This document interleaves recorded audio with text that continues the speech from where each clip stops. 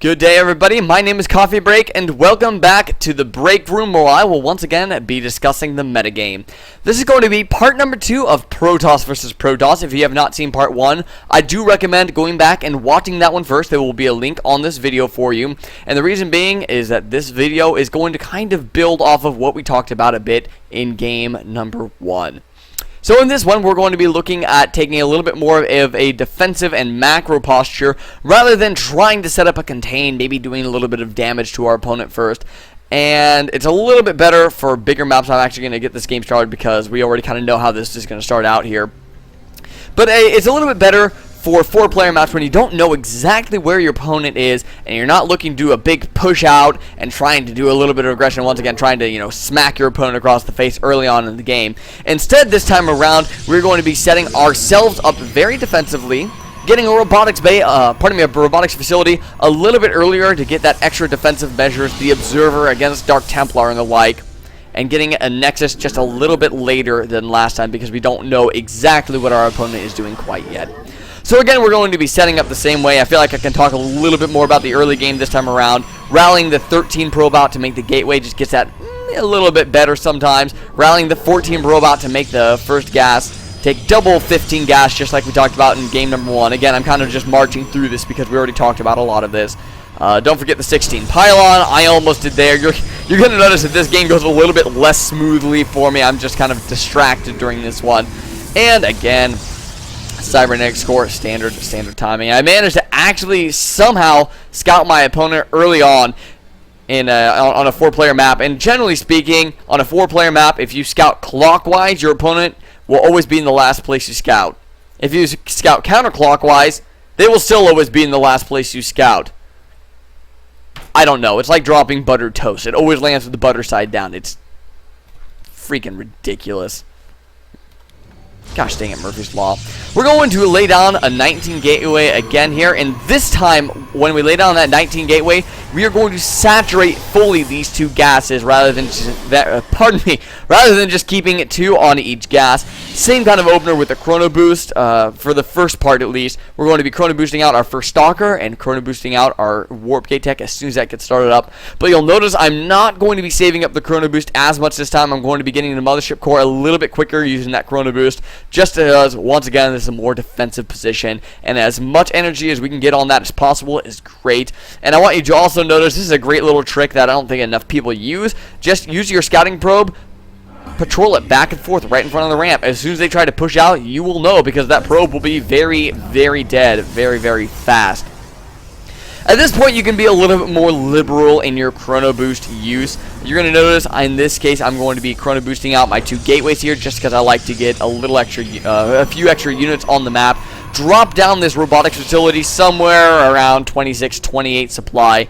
Also, a lot of players like to chrono boost their warp gate tech to get that out a little bit quicker to feel a little bit safer. Use your first stalker, run around. Once again, you're going to be looking for those forward pylons. You're going to be looking for those probes scouting out. And don't move outside of your natural expansion, I would say, until you have at least 2 stalkers, because that will give you the advantage when you're going up against, one stalker scouting you out or a zealot stalker trying to scout you out. That way you will be able to take that fight and try to maybe pick off an early unit or at least force your opponent back. As soon as this robotics facility starts up, you'll notice it finishes up around 6 minutes. Dark Templar cannot be in your base around 6 minutes. They just plain flat out cannot be. So with your first observer, you are perfectly safe chrono boosting that out and sending it all the way across the map to your opponent's base, whether it be close by ground or cross spawns or wherever. Use that first observer to go out and start getting a little bit of scouting information off. It'll make you a little bit warm and fuzzy inside just because you'll know exactly what your opponent's doing, really. I don't have a better way to put it than that. But it'll give you an idea of what your opponent's doing. If you see, he has a bunch of gateways down, then oh no, you can lay down extra gateways of your own and defend rather than expanding. So now you're going to see, as soon as I kind of get that robotics facility finished up, I had a probe going down to my natural expansion, going to be laying down that nexus, and the second observer you're going to want to keep with you. At this point, you'll notice I'm not... Oh, I got my chat open for some reason. At this point, you'll notice I am going to be not using these gateways right now. If I scouted my opponent had a pylon over here or had units coming out across the map because this probe died, I would be chrono boosting these warp gates and warping in with them like mad. But for the most part, right now I know my opponent is not doing something super aggressive. So I feel a little bit better saving and using my chrono boost on things like the robotics facility. I like using my minerals, getting a couple of extra gateways up maybe a little bit earlier on than I would otherwise. And as you can fit them in, a couple of zealots never hurt. In this case, this is kind of where the build stops technically. This is where the build stops. So I'm going to just take a quick stop here and recap what we've done up to this point. And then I'm going to show you how I personally like to transition going into the mid game. I go for a nice big 2-base timing attack with a couple of extra upgrades. So up to this point, we have done 2 gateways. We opened up with 2 gateways, one on 13, very standard, and the next one on 19, also fairly standard. Once we laid down that second gateway, we went and saturated both of these gases to 3-3 rather than 2 and 2. And we laid down this robotics facility before expanding so that we could get a little bit more scouting off on our opponent and get an observer out by the time that our opponent would start having DTs coming into our base. Immortals, you're going to want to use these as your follow-up in case your opponent comes in with a lot of stalkers. Immortals will immediately shut down blink stalker play, and if he comes in with zealots and a couple of stalkers, then you can focus more on warping in zealots rather than stalkers to counter his stalkers. It gives you a little bit of peace of mind in that right. So that's where this build takes us right now. Going into the future here, I'm going to get, once again, by the way, I don't know if you guys watched the Protoss vs. Zerg video, but the same thing happened to this poor observer in that video. In fact, I sent 2 observers and a Colossus to its death in that video. In this case, this observer going to march straight on in here and again get obliterated because I just plain flat out wasn't paying attention. Don't do that. In this game, I am going to transition into a Zealot Immortal Void Ray composition and go for a nice big punch power attack in the mid game here. So I have my 4 gateways up and operational right now. I have the robotics facilities pumping out immortals and observers to get more map vision, and I have this Stargate coming on the way. The particular build order at this point does not matter too much, especially due to the fact that at this point, I'm supply blocked. Again, don't follow everything I do. You'll notice that as this game progresses, I start getting a little bit more and a little bit more sloppier as I go into the mid game. But at this point, this is when a lot of aggression will start really ramping up from your opponent, and so the build orders could easily get thrown off. So I just kind of want to make the general note, I'm up on 4 gateways, a robotics, and a Stargate coming down. Following the Stargate, just a little bit before its completion, I'm getting the Forge and the Twilight Council. I'll talk about those in just a second. And again, right when the Stargate finishes, hopefully you will not be supply blocked so you can begin your Void Ray production. I'm just going to kind of make up for that with a couple of extra chrono boosts on the Stargate here. Forge going to be finishing up. Start your +1 right away. And as soon as this Twilight Council starts up, try to get your charge going very quickly as well.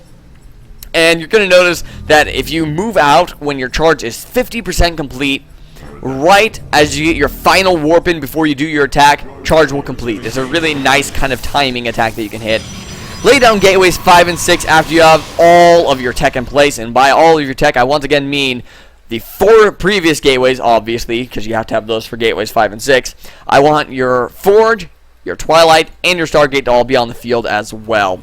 These gateways are going to finish up about the time that we move out and start getting our final warp in before we do our big attack. Stop making immortals around 3 to 4. Anything more than that starts getting kind of bulky and unnecessary, especially with the Void Rays up in the end that do extra DPS versus armored as well. Keep laying down chrono boost on this Twilight Council, getting that charge out more and more. I'm starting to run out of stuff to say because it's pretty straightforward from this point. One thing that I like to do with this build, this is not something that's required for big timing attack, but I think really helped. Get a Warp Prism out. I think the Warp Prism is getting to be used more and more, but still a bit underused. Get a Warp Prism out and use it as you're going to see me use it. I'm going to be kind of pushing into the natural expansion. In the meantime, I'm going to have a Warp Prism over here, warping in a few units to drop down into the main base as I push up the ramp. A great transition for this build, laying down a Dark Shrine and using those, well, just for Dark Templar and Archon, pretty much. It's just a very standard Charizard Archon, Void Ray up in the air, Immortal down on the ground to give you that boost versus the Armored. The Archons give you the boost versus the Biological, like the Zealots. Warp Prism going up in here. I'm going to completely obliterate this base because very easy AI. And off of this, the final point I want to make with this big timing attack I'm pushing out, even if I didn't kill him, I have a nice, big, powerful army. I have all my tech in place, and that allows me to lay down a third base, which is something that's very difficult to do in PvP. So, going over what happened after that midpoint, after I got the expansion, one last time, I got the I got up to 4 gateways and a robotics. I then dropped a Stargate and began my Void Ray production.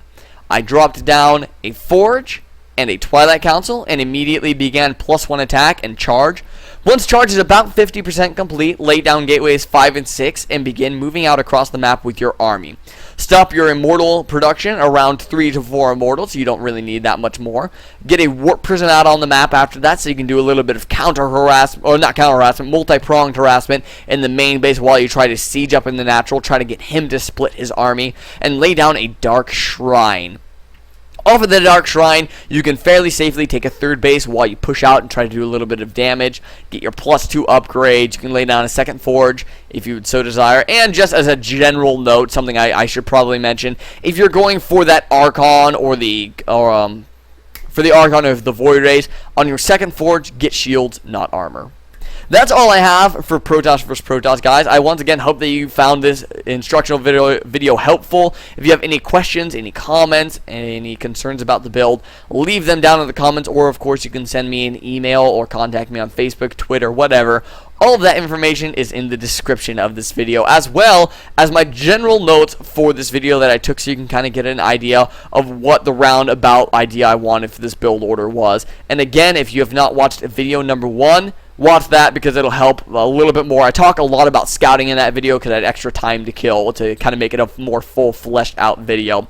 Once again, thank you for watching, guys. I will have Protoss vs. Terran up soon. And until next time, this is Coffee Break, signing out.